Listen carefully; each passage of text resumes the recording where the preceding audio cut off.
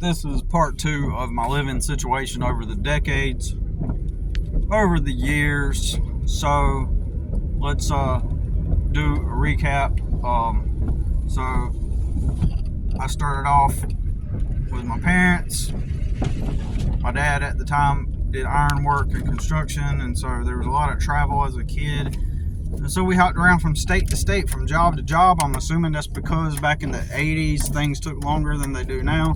And so, like, if you were building a building in one state, in one city, you know, it might take a year or two for that building to get built. I don't know if that's why, but I just know that he traveled around with his buddy. His like boss was his friend. And so, they would travel around from city to city. So I remember living in trailers, Alabama, Georgia. When I was born in Tennessee. That's because my dad was working there. Virginia, and all this time it was work until the alcohol got the best of him, and then he started to decline. And so we lived all over. We lived where I stay now in 1985, 86, and then we moved to the beach, lived there for 4 years, lived in Charlotte, North Carolina for 4 years after that. Then we moved where I stay now. Been here since 1995. I'll get into that in a minute.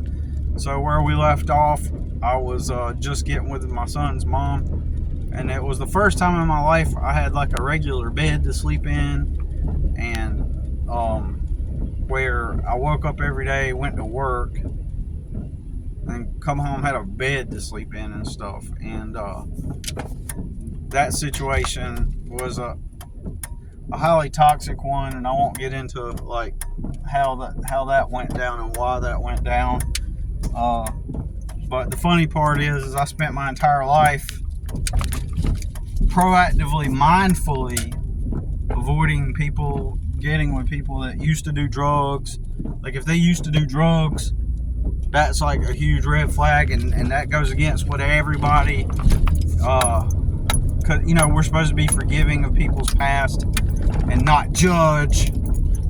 And but ironically, if we don't judge, we open ourselves up to completely destroying our lives.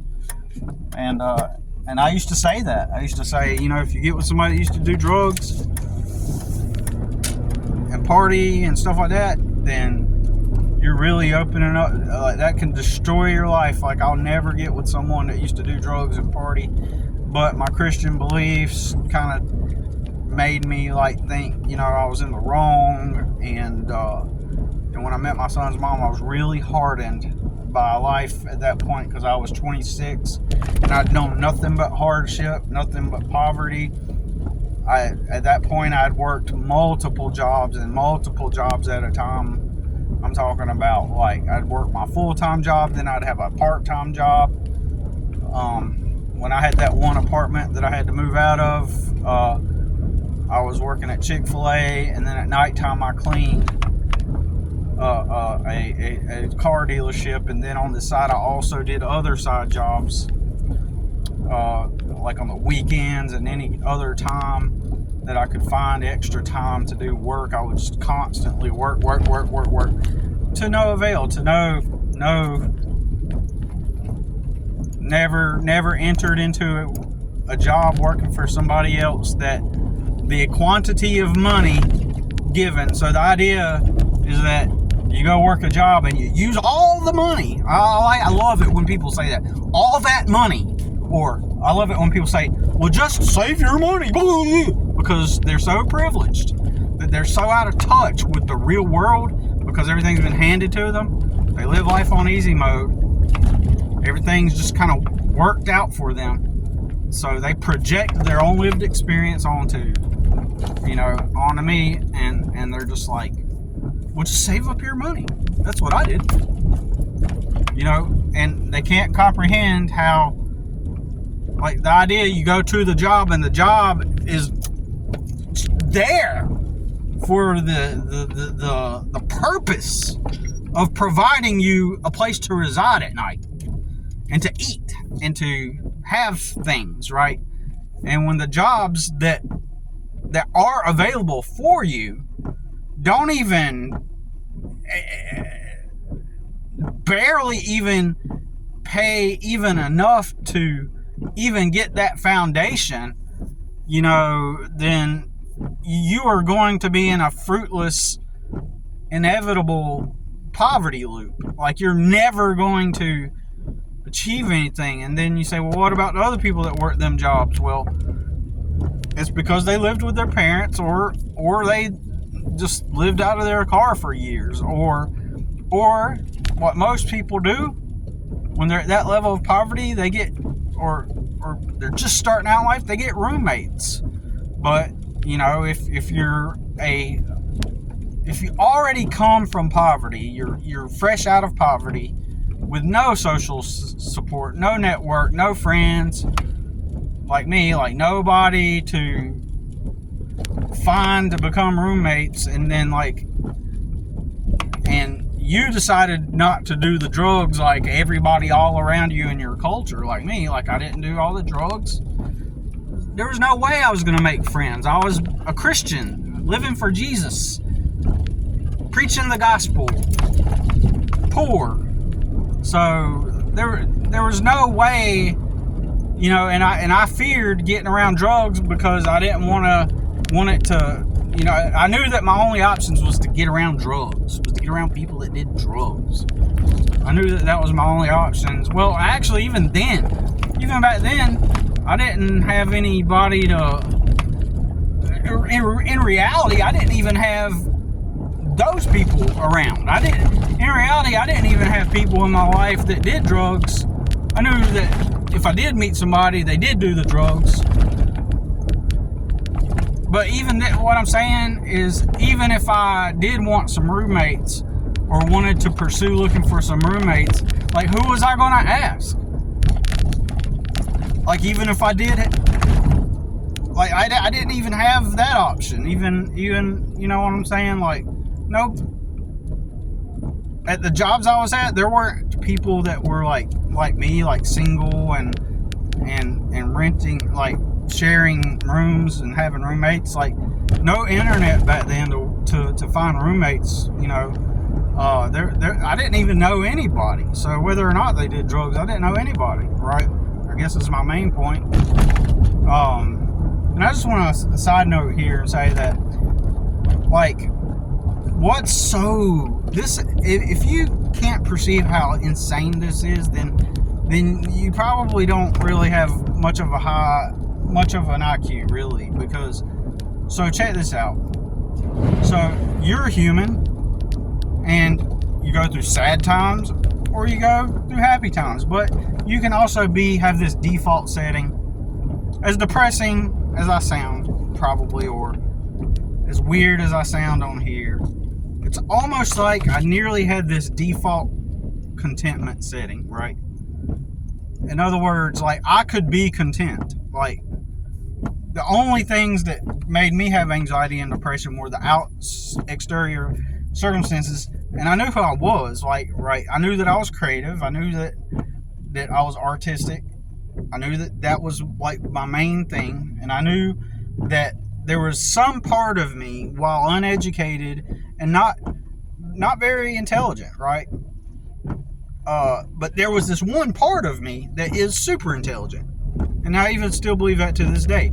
There's this one part of me that's super intelligent, even though there's another parts of me that's not smart, intelligent, and there's other parts of me, and I look to others for answers for the things that I can't comprehend.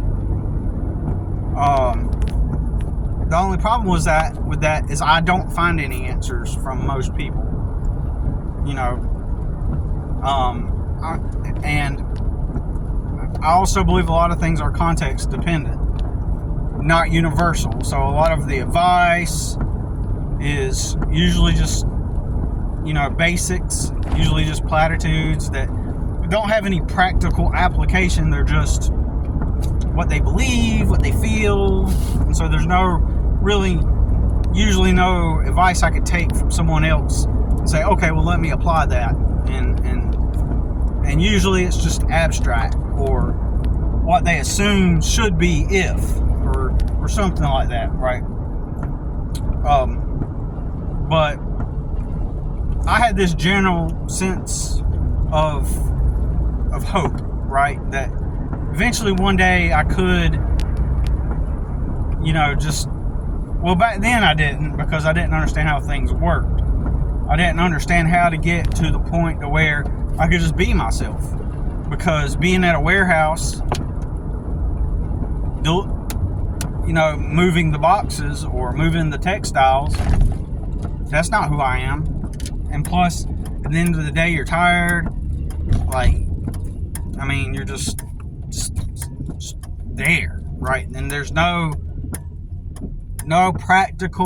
understanding of any kind of practical path to becoming who you are, right? So you can't, I'm sorry, but you cannot go to the warehouse 8 hours, 10 hours a day, and it consumes the majority of your day, and that's not you, but it is you.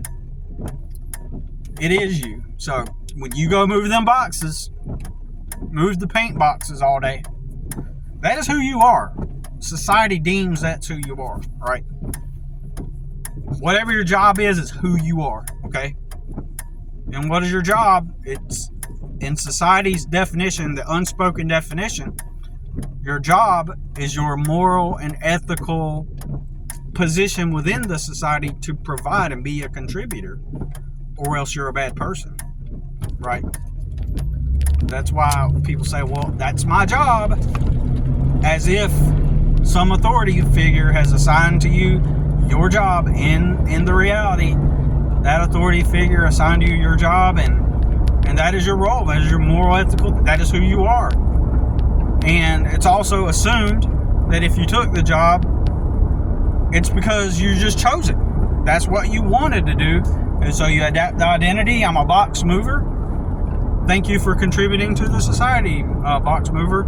So how long have you been wanting to move the boxes? Oh, all my life I dreamed about it. Like ever since I was a kid, I just dreamed one day we used to ride by that big building that held this ambiguous authority that I didn't quite understand at the time, and I thought, what do they do in there? And then I found out they go in there and they move the boxes, and I was like, wow, I just really look forward to someday choice to move the boxes. So everybody thinks that whatever job you took is because you just happily chose. Like my buddy in the Navy, he's like, a couple months back, he's like, so, when you worked at that porta toilets job, didn't you like that job? Because you're supposed to like it, right? You're supposed to like it, and in his mind, I just chose it. Even though physically he could see with his own eyes, I did not have a vehicle at the time, and I didn't have any money. And so I guess in his mind, I was just happily scooting on about my day, and saw, hey, there's a porta toilets company hiring. Let me go get a job there. Yay! In his mind, he just kind of perceives that I was just happily skipping along, and said, hey, oh yeah, I'll take that job. You didn't like that job you didn't like the job at the toilets? And I said, no. Because his question was framed as if under the pretense that you're supposed to like where you work. I like my job. It's my job. When you're saying it's my job, you're also saying to the public, to whoever you're talking to, is, yes, I enjoy my position within the society, that I do enjoy my position within the society that was handed to me by the authority that makes me a relatively morally sound and person, and good and moral and ethical, because I'm not a taker in the society. So my job is this, my job is that. That's why on Sesame Street they highlight like the most important jobs like in the society, like first responders, doctors, policemen, like important people. And by framing it that way, when you're young, at some point, when you're older, you remember that in the back of your mind that those important people do important things.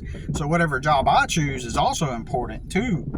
My moving the boxes is contributing to society, just like the doctor contributes by helping people. I contribute by helping move the boxes in the society from my job that the authorities give me. Right? That's the way. That's the unspoken way that we do things. That we see. That we view things. I mean, it's the unspoken thing that we're not saying. It's the thing that's obviously there that we're not saying. It's the underlying thing. That's why if you don't have a job, then you need to be looking for a job. That's why it's the underlying message is that you need to be looking for one. And if you don't have one and you've chosen not to work for somebody, if you've chosen not to have a job, then that means that you are a bad person, you non-contributor.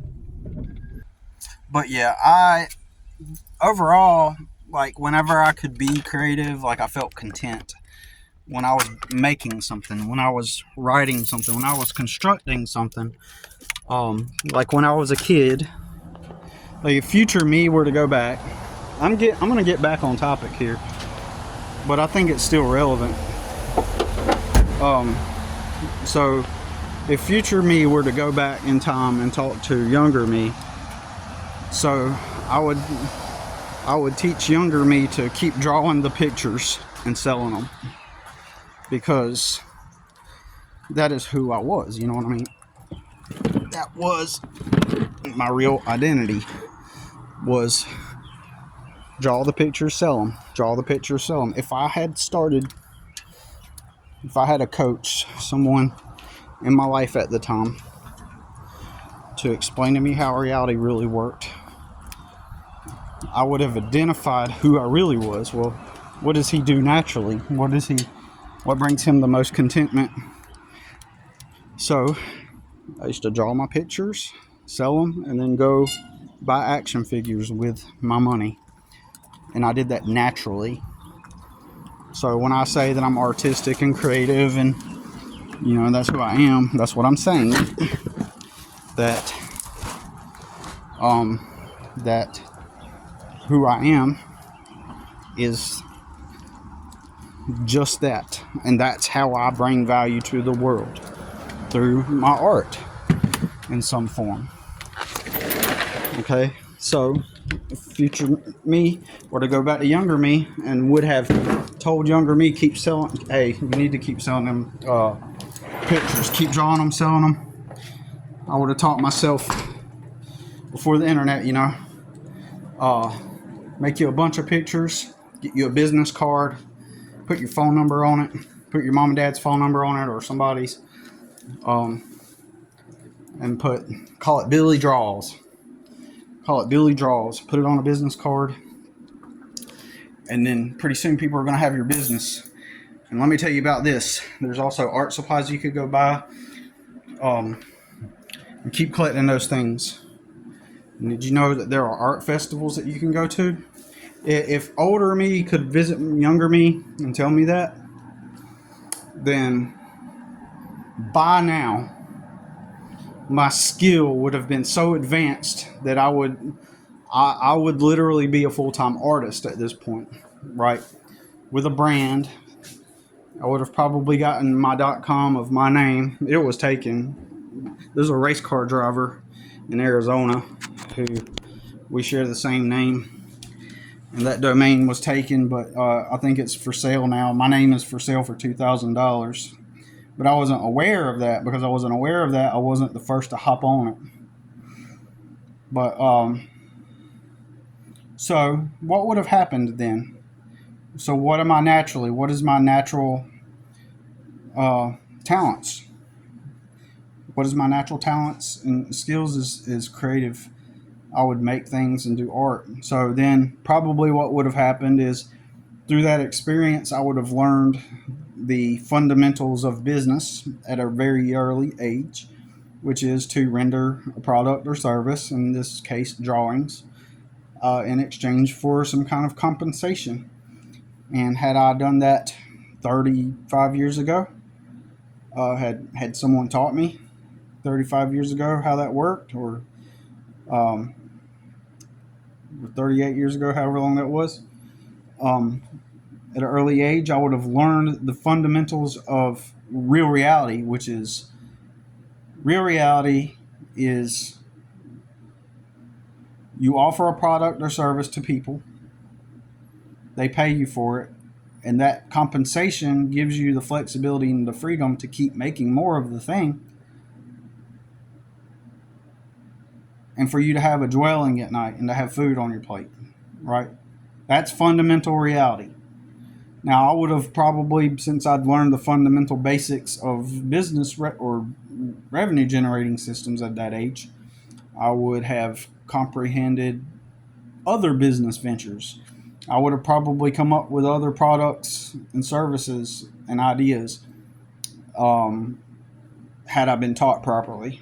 I would have probably not just merely been like a full time artist, because we got this concept in our heads and this perception that um, we got this perception that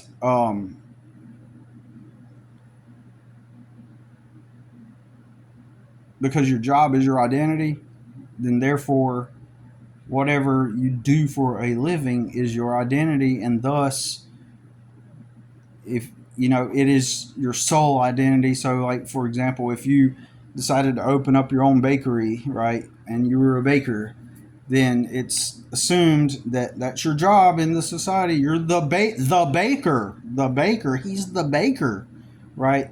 Um, um, and so then it's assumed that whatever you're doing for a living is your identity and your role in the society. So there's no flexibility for, you know, for example, I had a boss.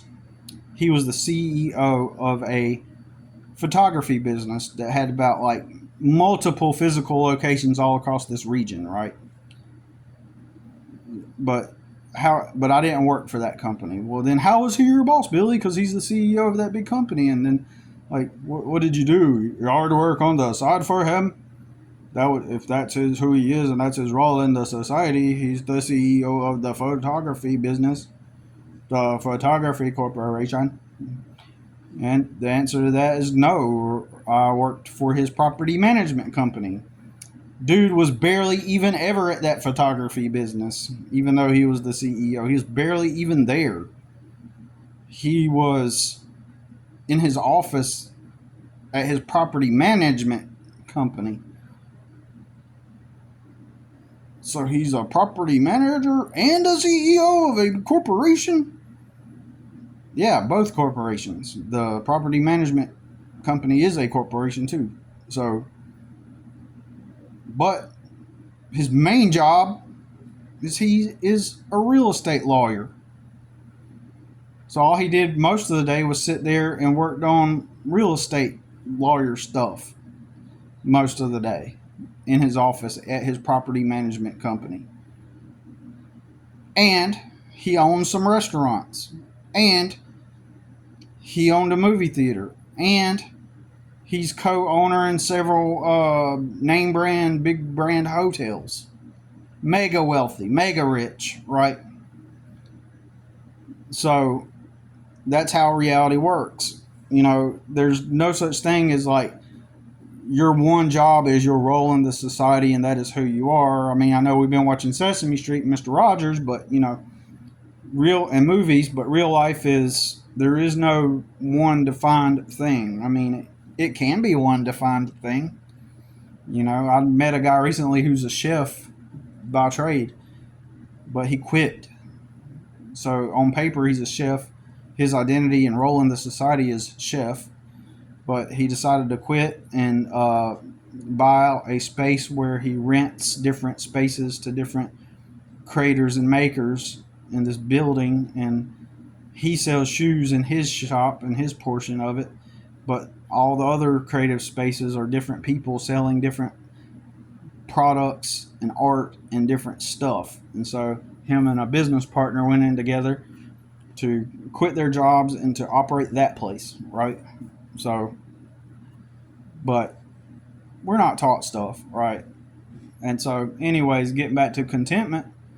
So, generally, there's the side of me that was repressed because I couldn't be that creative person anymore, because now I'm supposed to move the boxes at the warehouse and shut the F up and just be happy, right? With my life, and do that on the side as a hobby, but that's not who I am. So I'm going to, if everybody else wants to work for somebody else and have that consume their entire life, which is how it works, it consumes your whole life, your whole mental energy, and you have this little part-time hobby and you get like 10 minutes a day to draw your pay up, 10 minutes is up, but and you get and your and what you who you really are, getting to be who you really are is your reward at the end of the day after you've obeyed your authority and moved the boxes. You're at liberty to do that, but I'm not content with that. I want to wake up every day knowing that I'm creating things and being myself and offering the value that I naturally would offer if I were being my natural self, right? That only makes logical sense. That only makes practical sense. So I'm not there yet, but at least, and hopefully that the path I'm on gets me to that point, right? Because I know that moving the boxes won't be a stepping stone toward that aim. Why? Because I did that for 20 years, right? Moved the boxes, cooked the chicken, show the customer where something is on a shelf, cash check somebody out at the register. I've done it all. Clean the toilet bowl. I've done it all, right? And none of those things even remotely at all at any point served as any form of stepping stone towards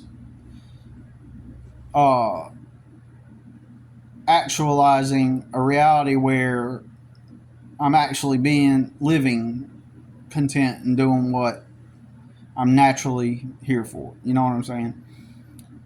So at least working for myself, it's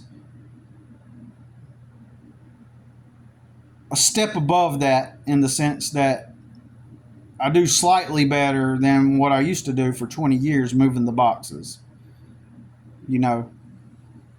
for people. But getting back to what I was saying, so contentment, at one point over the years, I used to outwardly express that general contentment, right? So I go clock in at my restaurant job, and this is the insanity part. This is insanity that people think like this, right? And this girl, she goes, "God, you're always happy. You're always like in a good mood every time you show up, blah, blah, blah." And she goes, somehow we got into the conversation. She was like, you don't take anything? You don't smoke? Something like that. She was like, oh, then you must have a natural high. A natural high.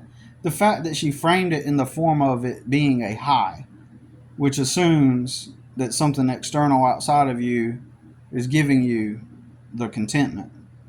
And it's kind of sad, but nobody will agree with me on that, because everybody depends on the weed and on external stimuli for happiness. This is why, if you don't do the drugs and drink when you go out and have fun, then you're not fun. You're no fun.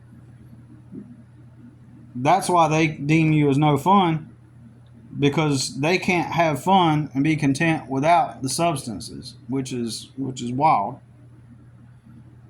That's insanity to me. And then and it's not that I was knocking her. It's just like I was always frustrated though at the fact that I couldn't just be around people that were just naturally content that didn't need the weed. You know what I mean? Like, it was frustrating because I could not relate with anybody, you know? But, anyways, I really didn't know anybody for roommates. Anyway, so I didn't know what to do. But, so, you know, when I was younger, couldn't have anybody I could meet. So, my son's mom, when I started, it was my first time with a sense of normalcy, right? As far as practical normalcy from like a job perspective. Like, but I was working several jobs, like get up at 5 in the morning, go in at 8, get off, go do a job at night, and on the weekends, just constantly working. And it was like for the greater part of 4 years. But on top of that, like I was in a prison because I didn't have any friends at that point. It was just work, and she was a miserable person to be around. Like, and on top of that, she was highly manipulative, and the whole entire 4 years attempted to control me. I don't think we were technically together for 4 years. I think that we were on paper married for 4 years, but it was a nightmare. It was my nightmare come to reality. You know, the one time I gave an opportunity to someone that used to do drugs, it happened to be the worst person you could ever encounter, right? Using the government against me and stuff like that. So when I left her, I immediately started living out of a vehicle. I crashed on a couple of couches for a little bit, and then I lived out of a vehicle for a good while. And then I don't remember how or where, but I ended up at some point when she got into real legal trouble for committing crimes. About that time, years had passed since I had talked to my mother. But now my mother's living off of my dad's VA benefits. So I didn't have anywhere to take my son. None of the job I was working at could not even pay me to rent a room, even if I did find somebody that had a room, right? It did not pay me enough to live on or to have a place to reside at night. And there were no jobs available that would pay enough of a wage that would leave me with enough income to afford a room at night. Plus, then I had to start finding attorneys. So, out of a really not an emotional or a mental psychological codependence, but out of a financial codependence, you know, somehow I ended up talking to my mother, and she was acting very nice to me. And she said, and I asked her, I was like, you know, is there any way we can get an apartment together? Because that was the only option. I mean, tell me what the other option is. Go get a job that pays me enough to live on? Where? How? What job was just going to hire me and pay me to live on? There was none. It's so stupid simple. None of these companies would pay me enough to begin to get a footing. So my mother, because she had my dad's VA benefits, could get a place. So she got an apartment. My son's mom went to jail. My son was in foster because I traveled for work. My son was in, there was a foster care case open, and they sent my son to live with his grandfather in a shithole property in a camper. Him and they would not let me have my son. We had a 3-bedroom new apartment, and they would not let me have my son come stay with me. And I didn't know what to do legally, so I hired an attorney eventually. Uh, and so I stayed with my mom for a few years until my sister suddenly moves in. She's not on the lease. My sister suddenly moves in, and she's there for a few months. None of them are cleaning up after themselves. I'm working two jobs and having to clean up their mess. I have to yell and scream to get them to actually do something and cause it. And I mean, cause a scene for them to actually take action. Like they didn't just generally clean up. Like, interestingly, now they do live clean. My mom lives clean, and my sister at her house, she lives clean, relatively clean now. Um, but I have my opinions on why that is. Uh, but she just moves in, and all of a sudden the apartment complex kicks us out because um, um, we don't have her on. She's not on the lease, but the reason why the apartment complex kicks us out is because she's living there, and while I don't know if she was at work or what. I think she was there or something though, or my mom was watching the kids. My nephew is found walking around shirtless, just wandering around the apartment complex with a diaper on. And so they say, "Oh no, we can't have y'all here anymore." So they kick us out. So of course that's my fault, isn't it? Right? You know, Billy, if you would just work hard and work at one of those jobs, they would pay you enough to live on eventually. No, the fuck they wouldn't. You got to find one that pays you enough to actually live on to begin with. And I was working for that rich dude that has all the businesses I was talking about, right? I was working for him while I was at that apartment complex, working two jobs, but I didn't make any money. All my money went to attorneys. And then during the summer, once eventually I did get custody of my son while I lived there. But then I lost custody while I lived there. So for a year, I had custody of my son, and he lived with me for a year until the court did their maneuvers. All my money during that time was being spent. Any money I did make was being spent on attorneys, on breaking down vehicles, on fixing like a root canal on my tooth one time. It was just on stuff, constant influx of stuff that I could not afford, constantly happening. The job did not pay enough to barely cover any of those external circumstances, much less to pay any more on rent, right? I didn't even pay my mom rent. My job didn't even pay me enough to give. I'd help my mom out here and there with what I could in a financial sense, but none of those jobs, and there were no jobs that were going to pay me enough to take care of my son. And obviously, I couldn't let my family watch my son, who was 5, because look what happened with my nephew, right? Wandering around with a diaper, like aimlessly. People wondered why. Well, why don't you just get your mom or one of your family to watch your kid? And there was no way I was going to let them watch my kid.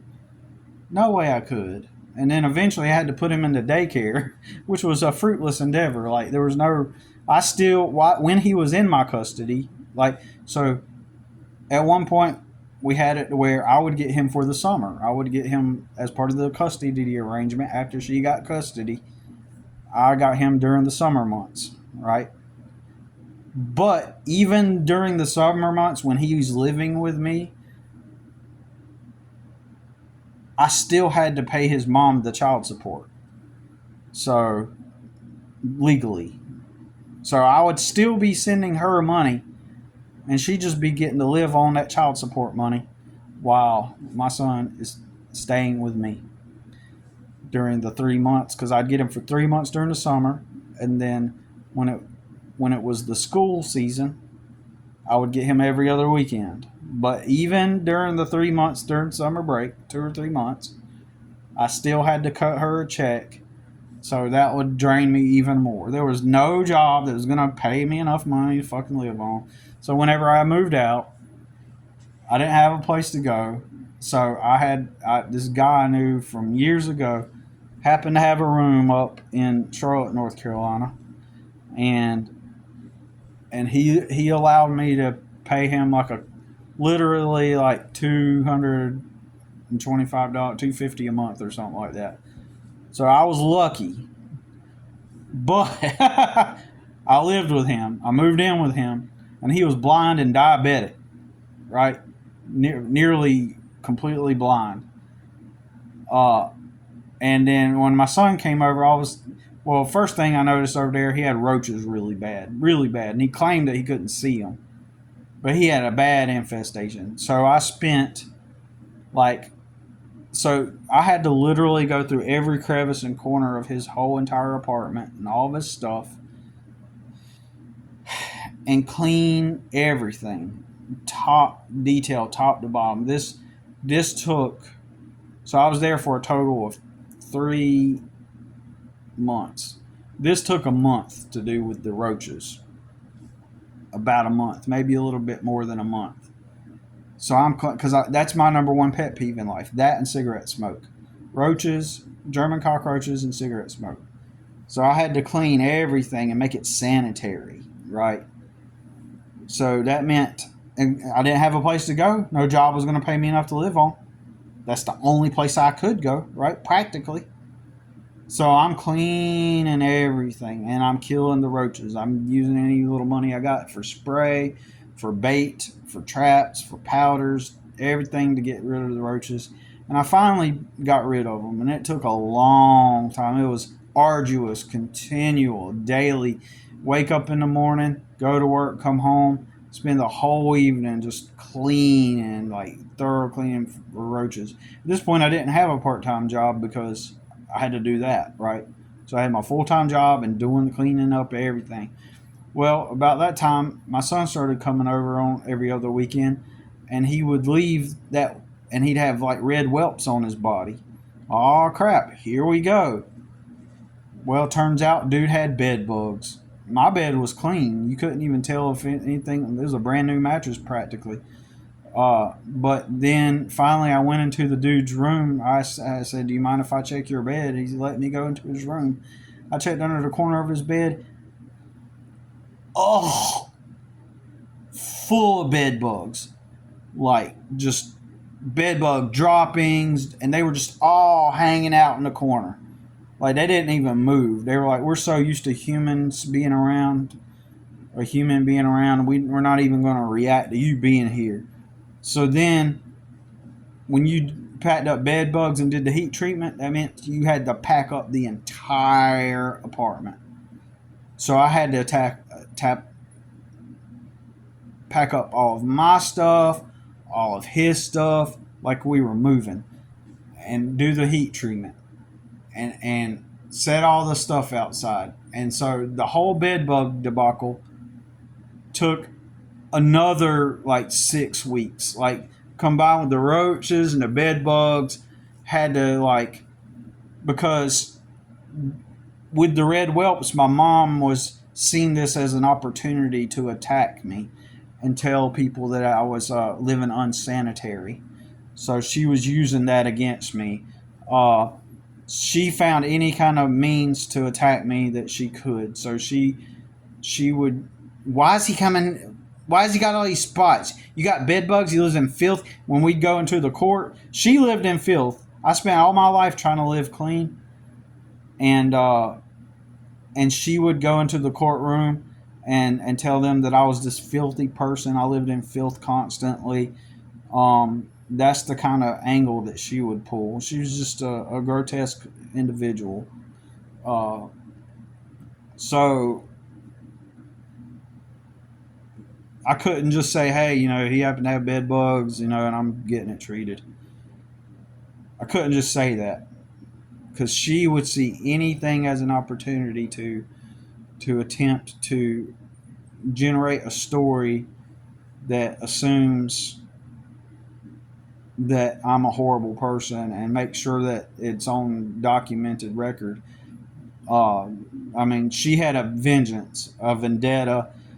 She truly wanted to destroy my life, right? And she even told me that. She's like, I want to make sure you suffer in a sadistic, pathological kind of way. She told me that that was her goal, and she's like, the system works for me. They work for me. I know what to do. They work for me, is what she said. Right? Uh, she said, I'm a woman and they work for me. She literally said that. So, um, so finally, like, I go through a couple months, and maybe like a couple weeks later, after all of that, after coming up on 3 months living there at this place, suddenly, you know, I'm getting my life together. You know, everything seems okay or whatever, and I start this workout program, right? Um, where you do 30 days of certain exercises and certain routines and stuff. And so, um, and I wanted to print a physical print copy of the workout routine type thing, right?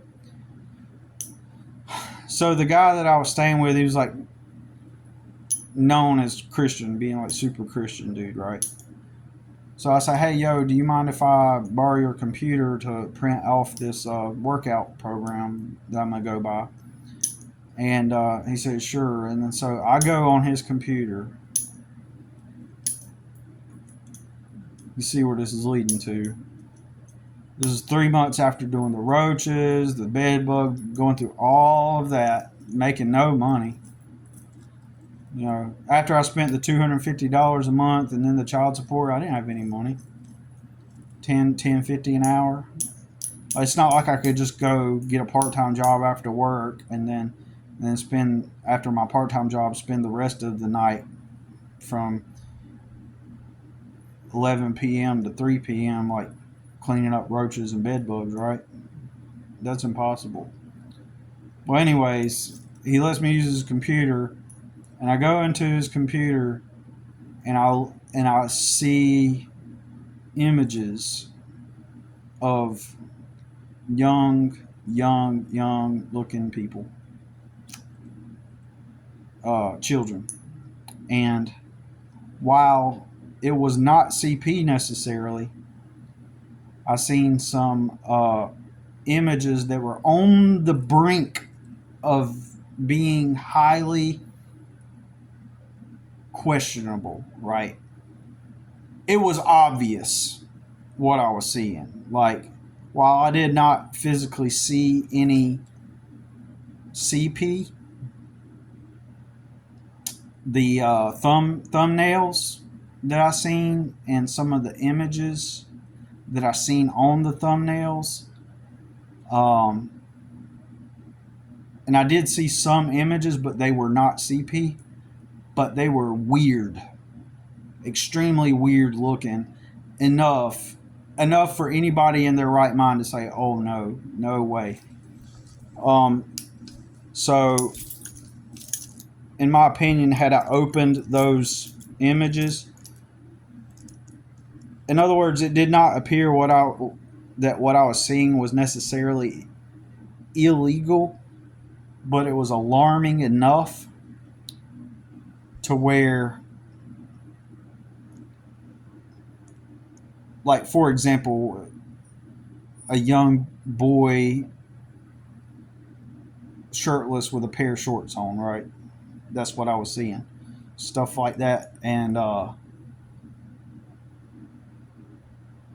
I immediately, that was like on a Saturday or something, this happened. And then the next morning, I knew that dude was getting up to go to church. So while he was at church, I immediately packed up all my things and left. So why didn't I call the cops, right? Why didn't I try to report it? Well, one, it was what I did see with my eye was, I think that the thumbnails, some of them were leading to websites, questionable websites, but I didn't open them up. I seen enough to make me want to immediately move out. So I moved while he went to church. I packed up all my belongings and just left. Empty room. At that point, I'm homeless. Right, I'm just homeless. All my truck is full and loaded, and I'm just instantaneously on the streets. Right, overnight.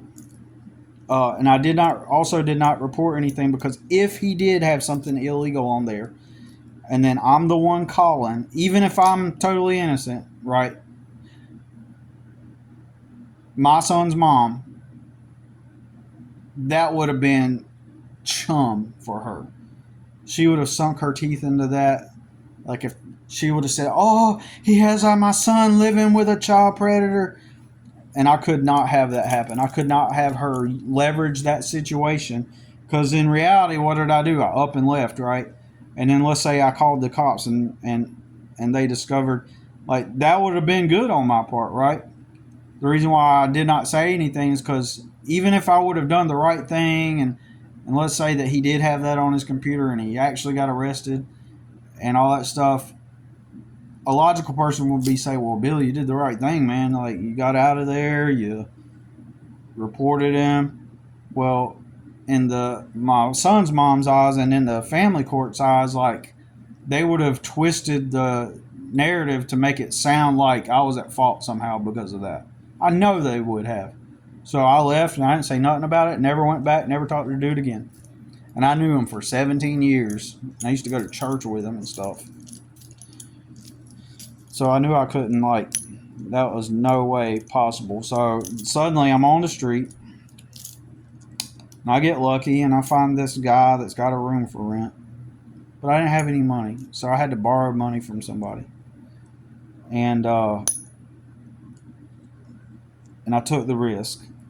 This guy had a really clean apartment. Really super clean. He looked cool. He had bald head. He dressed really sharp. His apartment was nice and clean. I was like, finally, a decent place to live, right? Finally, a decent place to live. And I was like content with that. I was like, man, this is a decent place. The guy's cool. I was like, he said he was he recently single, he's got kids and a wife and divorced and stuff. And he was so cool.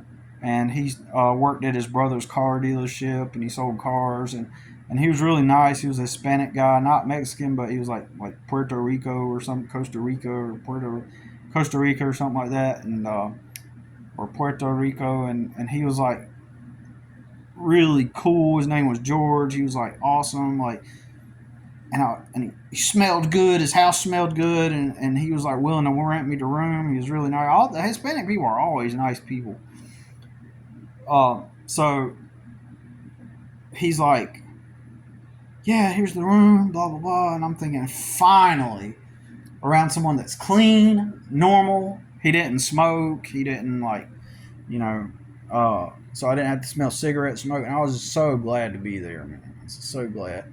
So I move in, and on the third day, he brings in this ratchet woman. Right? She is so ratchet. I've shared this story before. She is so ratchet. And she has 2 kids with her. She's got amateur tattoos.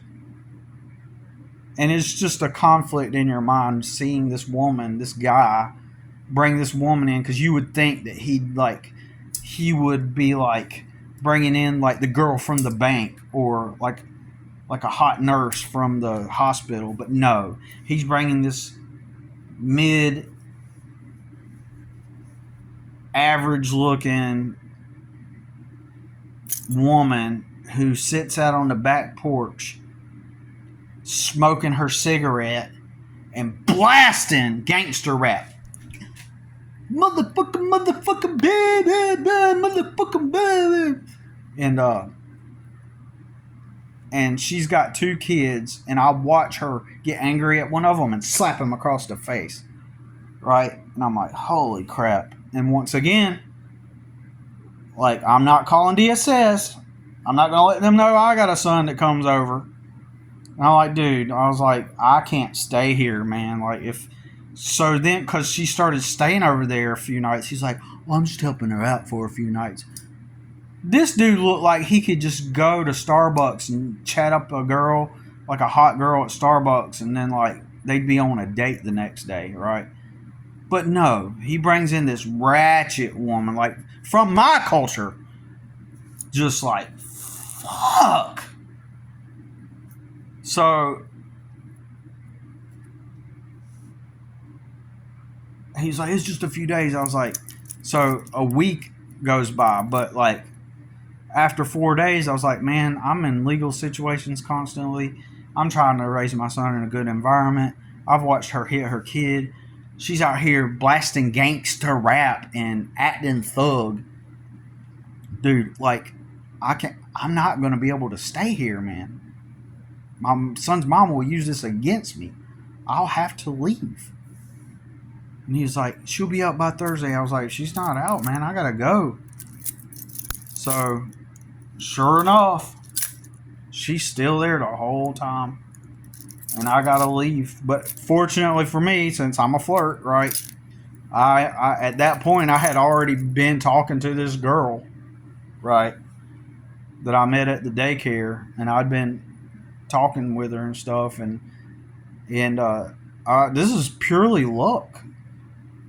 Because I had just met her, and she said her mom said that I could come rent a room from them for how much? $250 a month, just like at that other place, right? So I'm like, thank God. So I lived with her for like 9 months, and then then I moved out because she wanted to get married.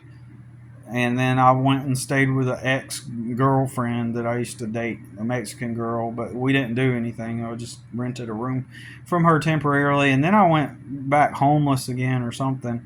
I don't remember what exactly transpired after that. And I was living out of my truck. Oh, no. I went up to D.C. for 3 months. That's right. I moved out of there, went up to D.C., and I lived with my son's mom for 3 months. But it's a long story, but I wanted to be with my son. So the only way I could be with him was if I let her get him from her dad and take him up to DC where she was secretly living and pretending like she didn't. Basically, she abandoned my son, but I tricked her into, I guess you could say I tricked her into letting me see my son by telling her, take our son up there and I'll come up there and watch him. I'm willing to live with you so that I can be with my son. So I did that for 3 months. Came back down to the South, and I was homeless again because when we came back down for Christmas, she got arrested for having drugs and driving intoxicated. And so she lost her apartment in D.C. So there I am homeless. And so I spent several years homeless again, working my jobs, paying her child support, unable to get ahead, and then eventually I'm staying at my mom's, parked my truck outside of my mom's for like a long time, like a year. I'm living out of my truck, and then finally it got too cold one winter and my mental health wasn't that great.